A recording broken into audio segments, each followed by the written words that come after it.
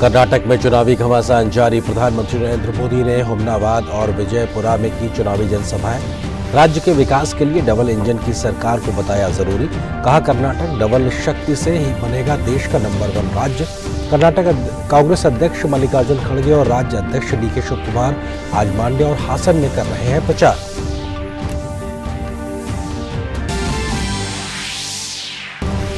प्रधानमंत्री नरेंद्र मोदी आज काशी तेलुगु संगमम के सभा को करेंगे संबोधित। साथ ही काशी तेलुगु संगमम के बारे में विचार करेंगे प्रकट। मानसरोवर घाट पर भव्य कार्यक्रम का आयोजन।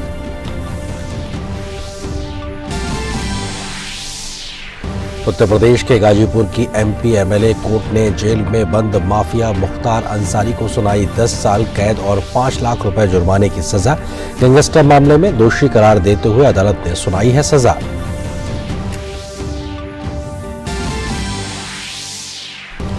ऑपरेशन कावेरी के तहत सूडान में फंसे भारतीयों की स्वदेश वापसी जारी। 231 यात्री आज पहुंचे नई दिल्ली। वतन वापसी पर लोगों ने सुरक्षित वापसी के लिए सरकार का जताया आभार।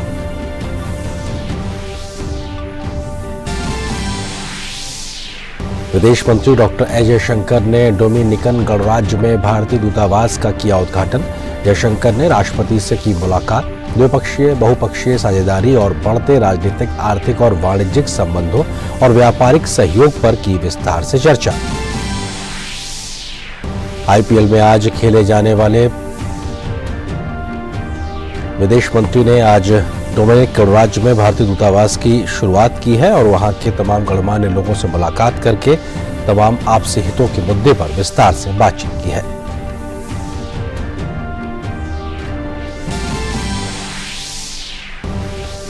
आईपीएल में आज खेले जाने वाले पहले मुकाबले में कोलकाता की गुजरात से होगी भिड़ंत। दूसरे मैच में दिल्ली और हैदराबाद होंगे आमने सामने।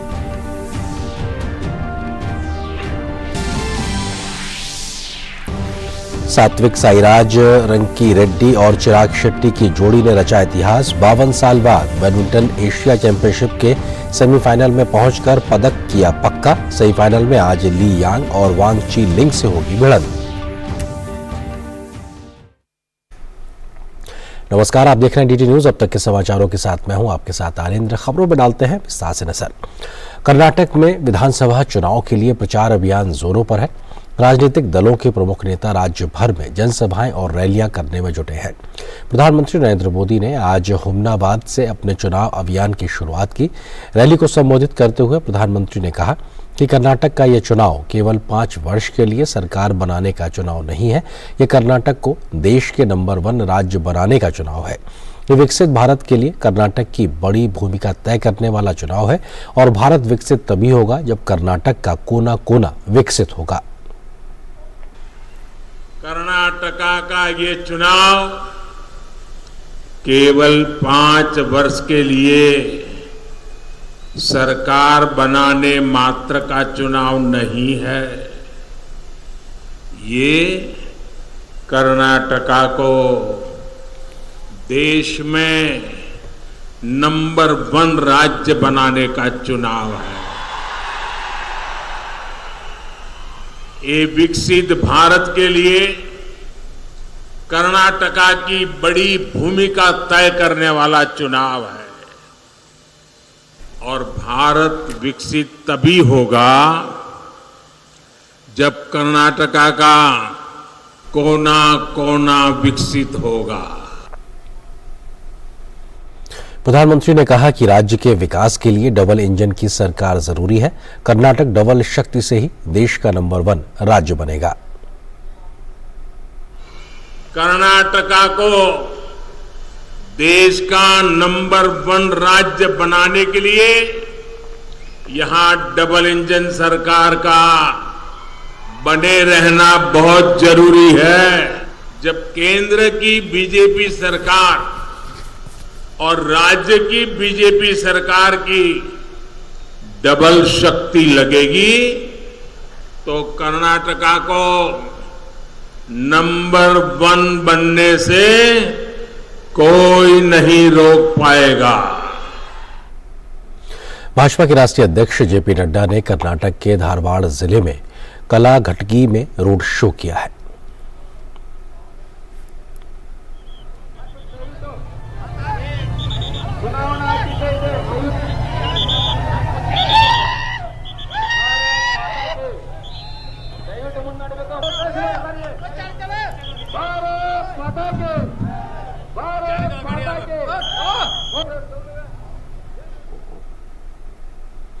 केंद्रीय गृह मंत्री अमित शाह कर्नाटक के चुनावी दौरे पर हैं। आज उन्होंने दावणगेरे जिले के मनिकेरी में रोड शो कर स्थानीय भाजपा प्रत्याशी के पक्ष में जमकर चुनाव प्रचार किया।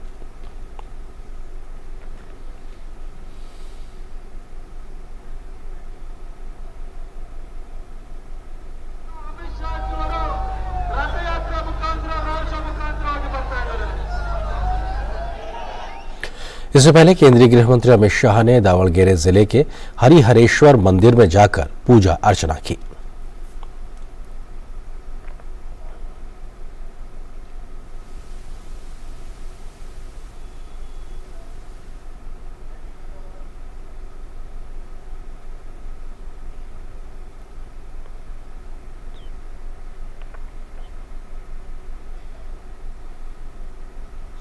वाराणसी में काशी तमिल संगमम के बाद काशी तेलुगु संगमम का आयोजन हो रहा है।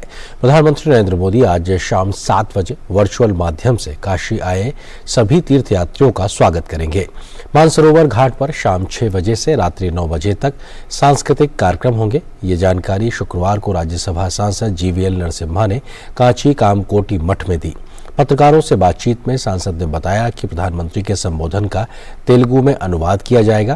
प्रधानमंत्री के संबोधन से पूर्व विद्वान आचार्य चारों वेदों का पाठ, रुद्री स्तोत्र का पाठ करेंगे।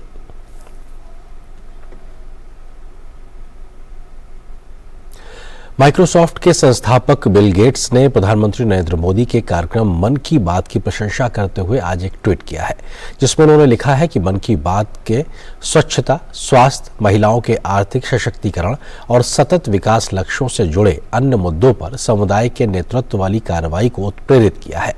प्रधानमंत्री नरेंद्र मोदी को मन की बात कार्यक्रम के 100वें एपिसोड पर बहुत बहुत बधाई।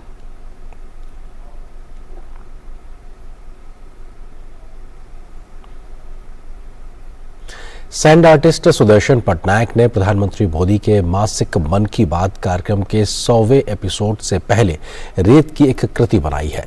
उन्होंने इस कृति को ओडिशा के पुरी बीच पर उकेरा है, जो कि मन की बात कार्यक्रम को समर्पित है।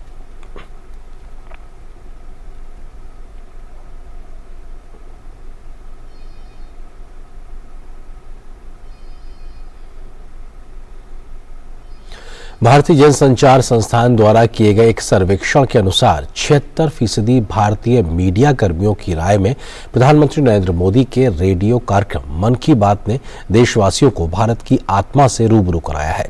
सर्वेक्षण में शामिल 75% लोगों का कहना है कि मन की बात एक ऐसे मंच के रूप में सामने आया है जहां लोगों का ऐसे व्यक्तियों से परिचय कराया जाता है जो जन सामान्य के जीवन में सार्थक बदलाव लाने के लिए निस्वार्थ भाव से काम कर रहे हैं। आईआईएमसी के आउटरीच विभाग द्वारा किए गए इस सर्वेक्षण में देश भर के 116 अकादमिक संस्थानों, विश्वविद्यालयों एवं मीडिया समूहों के कुल 890 पत्रकारों, मीडिया शिक्षकों, मीडिया शोधार्थियों और जनसंचार के विद्यार्थियों ने हिस्सा लिया।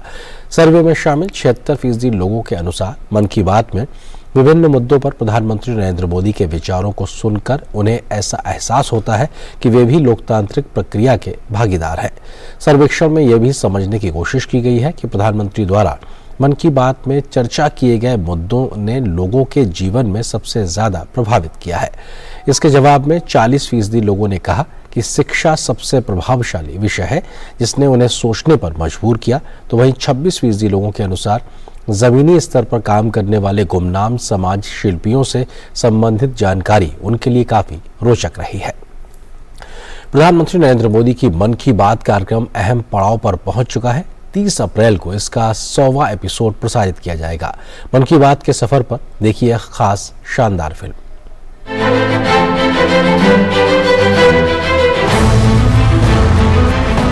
हर महीने का अंतिम रविवार सुबह के 11 बजे एक आवाज जो बन गई देश की आवाज। मेरे प्यारे देशवासियों, नमस्कार।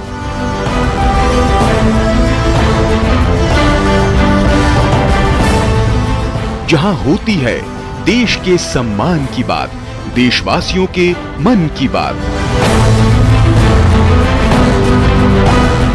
मुझे इस बात की भी खुशी है कि मन की बात के 100वें एपिसोड को लेकर देश के लोगों में बहुत उत्साह है।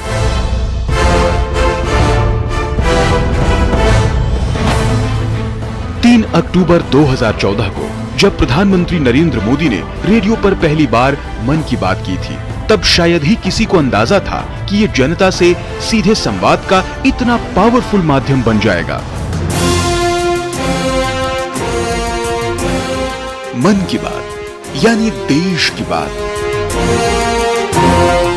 खादी की बिक्री का कीर्तिमान हो या फिर मेक इन इंडिया खिलौनों का रिकॉर्ड एक्सपोर्ट, मन की बात ने देश के सपनों को नई उड़ान दी। एक भारत श्रेष्ठ भारत का ध्वज लहराना हो या देश के अनसंग हीरोज को सम्मान, किसी के लिए ये उम्मीदों की बात है तो कईयों के लिए हौसलों का साथ है। मन की बात को जन जन की बात बनने में ज्यादा समय नहीं लगा। पीएम मोदी की अपील और आह्वान ने नए जन आंदोलनों को जन्म दिया। बात फिर चाहे स्वच्छता की हो या स्वेच्छा से एलपीजी सब्सिडी छोड़ने की, कैशलेस इकोनॉमी बनाने का आह्वान हो या फिर बेटियों की रक्षा और हक की बात।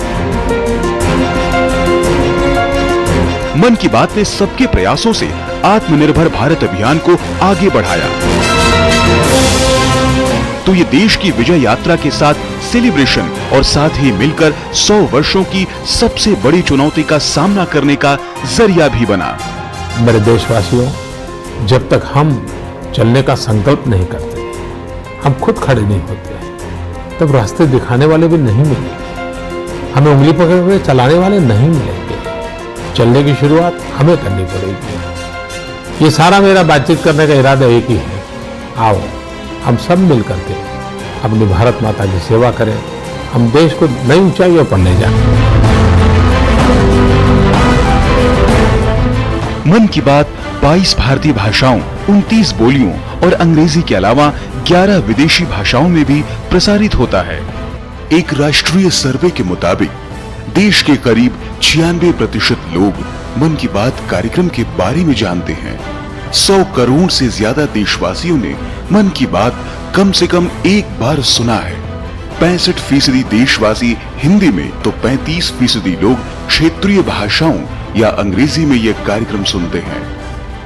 सर्वे के मुताबिक 63% लोग ये मानते हैं कि मन की बात के चलते देश को लेकर उनका दृष्टिकोण सकारात्मक हुआ है। 55% लोगों ने ये माना कि कार्यक्रम के चलते वो पहले से ज्यादा जिम्मेदार और बेहतर नागरिक बने हैं। कम्युनिकेशन की दुनिया में इस कार्यक्रम ने नए मानदंड गढ़े, तो इसके माध्यम से देशवासियों के सुझाव सीधे पीएम मोदी तक पहुंचे। 100वें एपिसोड तक के अनवरत सफर में मन की बात न सिर्फ विकसित होते देश की विकास यात्रा को गति दे रहा है, बल्कि भारतवासियों के संकल्प की सिद्धि का माध्यम भी बन रहा है। आइए मन की बात के 100वें एपिसोड के मौके पर मिलते हैं रविवार 30 अप्रैल सुबह 11 बजे। अधिक से अधिक संख्या में इस ऐतिहासिक पल के साक्षी बनते हैं और बनाते हैं एक अभूतपूर्व कीर्तिमान। और हाँ, इस अवसर को और भी यादगार बनाते हुए आप अपनी फोटो नमो ऐप पर अवश्य डालें। ऑपरेशन कावेरी के तहत सूडान में फंसे भारतीयों की स्वदेश वापसी लगातार जारी है। एक विमान जिद्दा से 231 भारतीयों को लेकर नई दिल्ली पहुंच गया है। वतन पहुंचने पर लोगों के चेहरों पर खुशी साफ देखी जा सकती है।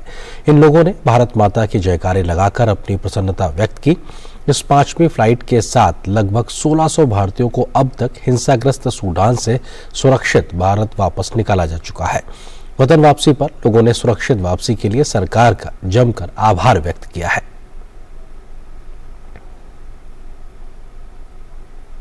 आपको भारत सरकार ने किस तरीके से मदद की? मैं 15 साल से सूडान में हूँ हरियाणा से, गुड़गांव से रहने वाला हूँ, रेवाड़ी से। और कंडीशन वहाँ पे बहुत ही क्रिटिकल है खार्तूम में। अभी तो लूटपाट मचा के रखी हुई है पूरे बिल्कुल। लेकिन जहाँ पे मैं रह रहा था सूडान में, पोर्ट सूडान में, वहाँ पे थोड़ी शांति थी। लेकिन जिस हिसाब से हमारे गवर्नमेंट ने जो काम किया है वो कभी कोई सोच नहीं सकता है। सबसे पहले मैं ये प्राउड इस चीज़ का करता हूँ कि यूरोपियंस मेरे साथ जो काम कर रहे हैं, उन्होंने बोला कि देखो ओहो, इंडिया का जहाज भी आ गया, इंडिया की नेवी के शिप भी आ गए। तो उस टाइम इतना जो प्राउड हुआ कि सबसे पहले इंडिया के शिप, नेवल शिप्स, 3 शिप वहाँ पे है, INS Tej, INS Tarkash and INS सुबेगा। जितना हमें इंडियन होने पर पहले प्राउड फील होता था, उससे हमें 10 गुना ज़्यादा प्राउड फील हो रहा था।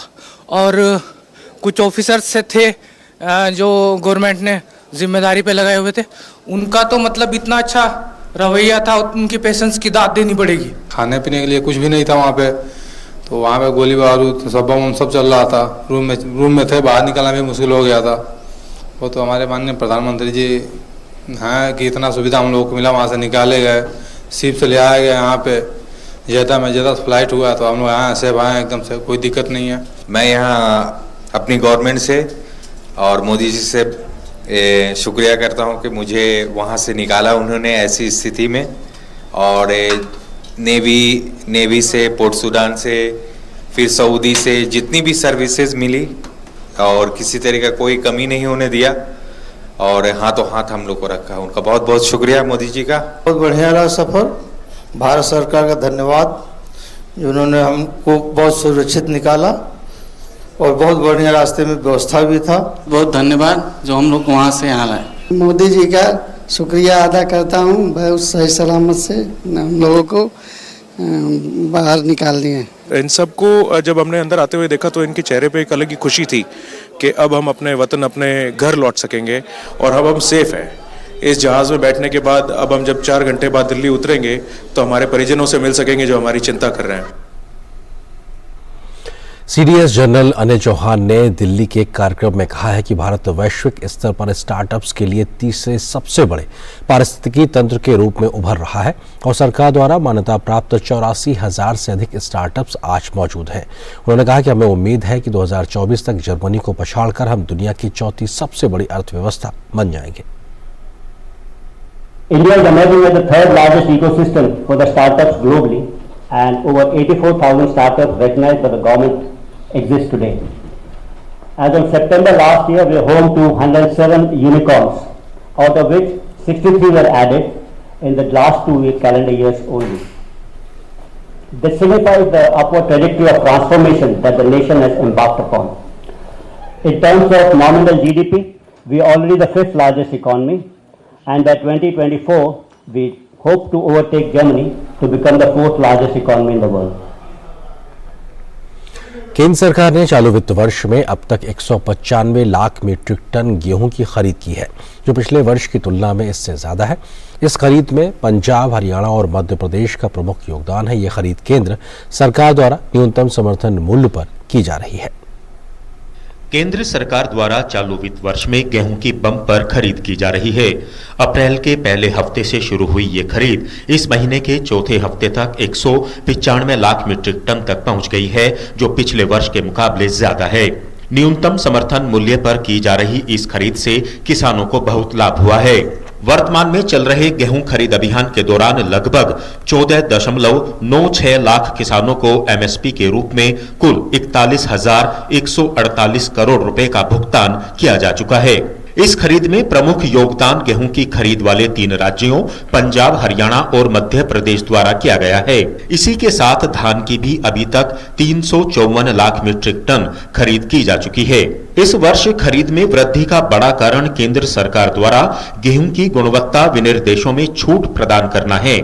गौरतलब है कि सरकार ने ये छूट इस वर्ष बेमौसम हुई बारिश के कारण दी है, जिससे कम चमक वाले गेहूं को भी एमएसपी पर खरीदा जा रहा है। केंद्रीय पूल में गेहूं और धान की संयुक्त स्टॉक की स्थिति 510 LMT से अधिक हो गई है, जो देश को खाद्यान्न की अपनी आवश्यकताओं को पूरा करने के लिए अच्छी स्थिति मानी जा सकती है। गेहूं और धान की जारी खरीद के साथ सरकारी अनाज भंडार में खाद्यान्न के भंडार का स्तर भी लगातार बढ़ रहा है। अनुज यादव की report, DD news, Delhi. Uttar Pradesh की गाजीपुर की एमपी एमएलए कोर्ट ने अपहरण हत्या के मामले में दोषी बाहुबली मुख्तार अंसारी को गैंगस्टर एक्ट में 10 साल कैद की सजा सुनाई है। साथ ही 5 लाख रुपए जुर्माना भी लगाया है।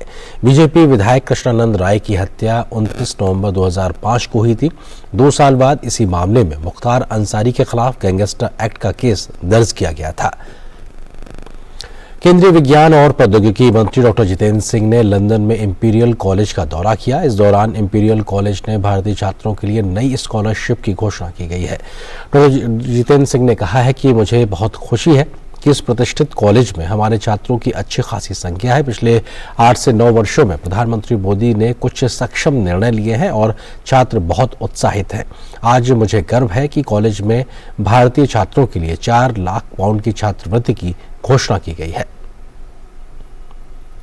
I'm glad we have a sizable number of students in the Imperial College under the iconic college, and boys and girls from different parts of the country. They are quite enthused, particularly after Prime Minister Modi in the last 8-9 years have taken a number of enabling decisions as far as the students are concerned. So they are absolutely excited. I'm glad that the college, on our request, announced a 4 lakh pounds scholarship for Indian boys and girls, and another part of the exclusive scholarship for Indian female students.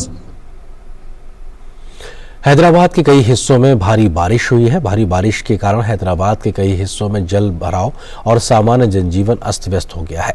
बारिश के कारण यातायात प्रभावित हुआ है। कई जगह सड़कों पर पानी भर गया है, जिससे वाहन चालकों को खासी परेशानी का सामना करना पड़ रहा है। गुजरात के राजकोट जिले के गोंडल शहर में मूसलाधार बारिश दर्ज की गई है, जिसके बाद जगह जगह पर जल भराव हो गया है और उसके चलते लोगों को भारी समस्या का सामना करना पड़ा। इसी वजह से लोगों को अपने गंतव्य तक पैदल भी जाना पड़ा, क्योंकि पानी भरा हुआ था, जिसकी वजह से वाहन चालकों को भी काफी परेशानी हुई। ये तस्वीरें साफ बयां करती हैं।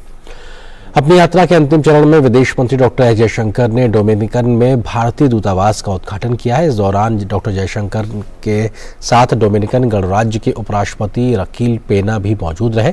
इस अवसर पर डॉक्टर जयशंकर ने कहा कि हमारे राजनीतिक संबंध असाधारण रूप से सौहार्दपूर्ण हैं और हम बहुपक्षीय क्षेत्र में निकटता से समन्वय करते हैं। विश्वास है कि हमारे रेजिडेंट मिशन की उपस्थिति सहयोग के एक नए अध्याय को जन्म देगी।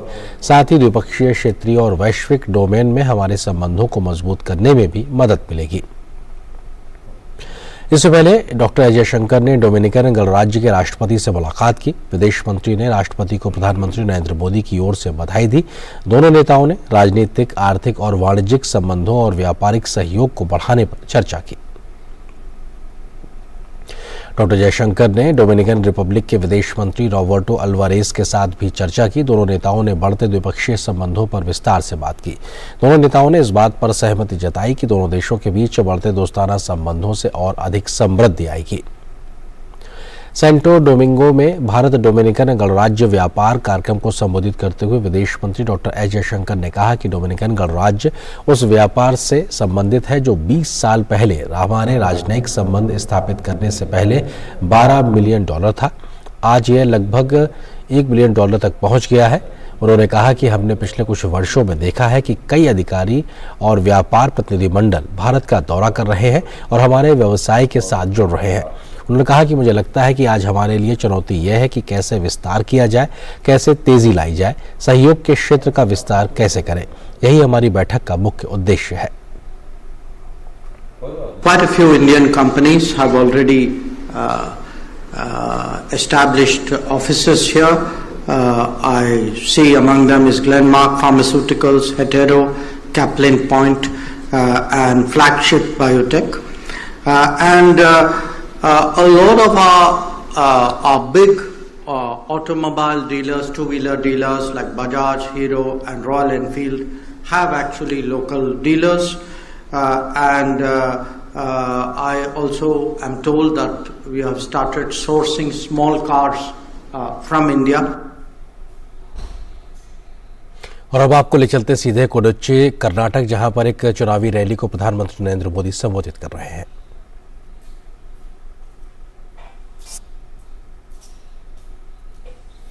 अमर प्रेरणा लेकर आता है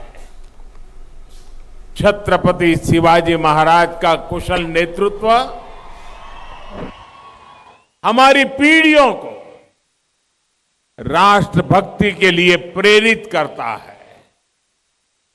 इसे मैं सौभाग्य समझता हूं कि बीजेपी सरकार को राजहंसगढ़ किले में शिवाजी महाराज की भव्य प्रतिमा स्थापित करने का अवसर मिला है।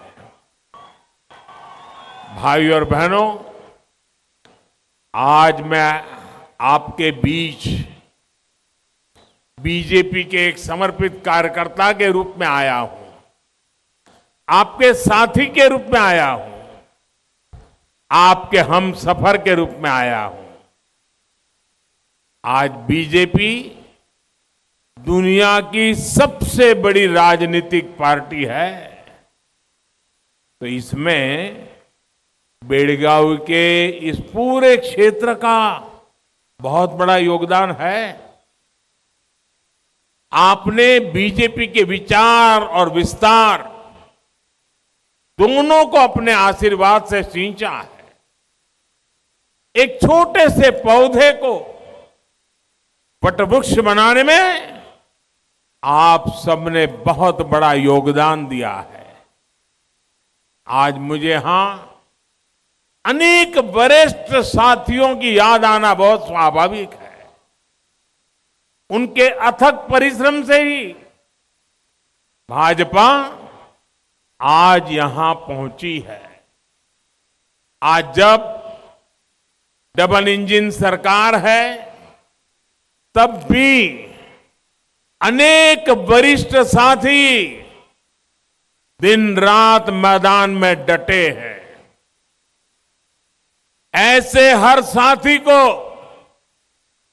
उनके पुरुषार्थ को, भाजपा के लिए उनके समर्पण को, उनकी तपस्या को आदरपूर्वक नमन करता हूं।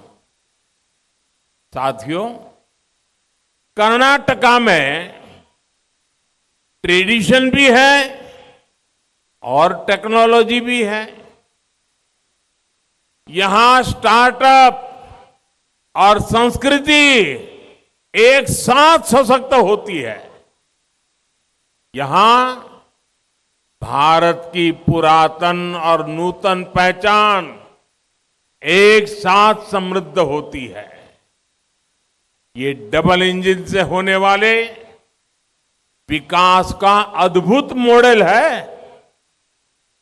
भाजपा ने हमेशा जन सेवा को राष्ट्र सेवा माना है, जनता को जनार्दन का रूप माना है। आज जब बेळगावी आया हूं तो आपके बीच इसी भाव के साथ आया हूं। 10 मई को आपको कर्नाटका को देश का नंबर 1 राज्य बनाने के लिए वोट करना है। 10 मई को आपको कर्नाटका में डबल इंजन सरकार की वापसी के लिए वोट करना है। और साथियों, मैं कर्नाटका के एक सेवक के रूप में कर्नाटका के लिए बहुत कुछ करना चाहता हूं। आप मेरा साथ दोगे ना? आप मुझे आशीर्वाद दोगे ना? मेरे लिए कर्नाटका बहुत महत्वपूर्ण राज्य है और इसलिए मुझे आपके आशीर्वाद चाहिए। मिलेंगे ना? भरपूर आशीर्वाद मिलेंगे। माताओं बहनों के आशीर्वाद मिलेंगे, नौजवानों के आशीर्वाद मिलेंगे, किसानों के आशीर्वाद मिलेंगे। साथियों, भाजपा ने कर्नाटका के विकास के लिए नई ऊर्जा और पुराने अनुभवों के मेल से एक मजबूत टीम तैयार की है। ये टीम आने वाले आजादी के अमृत काल में कर्नाटका के विकास के हमारे रोड मैप पर काम करेगी। अमृत काल के संकल्पों को सशक्त करने के लिए इस टीम को आपके आशीर्वाद चाहिए। आपके आशीर्वाद मिलेंगे ना? भरपूर आशीर्वाद मिलेंगे ना? पहले से ज्यादा आशीर्वाद मिलेंगे ना? ये आपका उत्साह उमंग बता रहा है। ई बारिया निर्धारा बहुमत दा बीजेपी सरकारा। इस संकल्प को हमें मजबूती देनी है। साथियों, आपने देखा है कि भाजपा से पहले जोड़ तोड़ से बनी सरकारों का पूरा जोर सरकार बचाए रखने पर ही रहता था। अस्थिर सरकारों के उस कालखंड से कर्नाटका का बहुत नुकसान हुआ है। ये मैं अपने पीड़ा आपको बता रहा हूं जी, मेरा दर्द बता रहा हूं। कर्नाटक जैसा समृद्ध महान परंपरा वाला राज्य राजनीतिक अस्थिरता के कारण, खरीद बेच की राजनीति के कारण यहां के नौजवानों के सपने चूर चूर हो गए। और इसलिए कर्नाटका को सबसे पहली जरूरत है वो एक स्थिर राजनीतिक दल, एक मजबूत बहुमत वाली सरकार, पूर्ण बहुमत वाली सरकार। कर्नाटका को विकास की नई ऊंचाइयों पर ले जाने के लिए भाजपा ही एक स्थिर और मजबूत सरकार दे सकती है। साथियों, भगवान बसवेश्वर हमारी आस्था के केंद्र में है। उन्होंने ऐसे कालखंड में मानवता को लोकतंत्र और सामाजिक न्याय का रास्ता दिखाया जब चारों तरफ इन मूल्यों के प्रति अंधकार दिखता था। साल 2014 में जब आपने हमें सेवा का अवसर दिया, तब भी देश में भ्रष्टाचार की, हिंसा और अराजकता का चारों तरफ अंधकार ही अंधकार था। पिछले 9 वर्षों में भगवान बसवन्ना की सीख पर चलते हुए हमने सबका साथ, सबका विकास पर बल दिया। आप याद कीजिए, कांग्रेस के करप्शन काल में गरीब, दलित, वंचित, पिछड़े, आदिवासी, हर कोई अपने हक से वंचित था। सस्ते राशन की योजना लंबे समय से हमारे देश में थी, लेकिन कांग्रेस के करप्शन काल में लाभार्थी को राशन, गरीब के पेट का राशन, वो भी पूरा नहीं मिलता था। तो ये सीधी तस्वीरें आप देख रहे थे कर्नाटक के कुडची से, जहां पर प्रधानमंत्री नरेंद्र मोदी एक चुनावी रैली को संबोधित कर रहे थे। फिलहाल इस खबर के साथ इस बुलेटिन में इतना ही, लेकिन डीटी न्यूज पर खबरों का सफर लगातार जारी है। नमस्कार।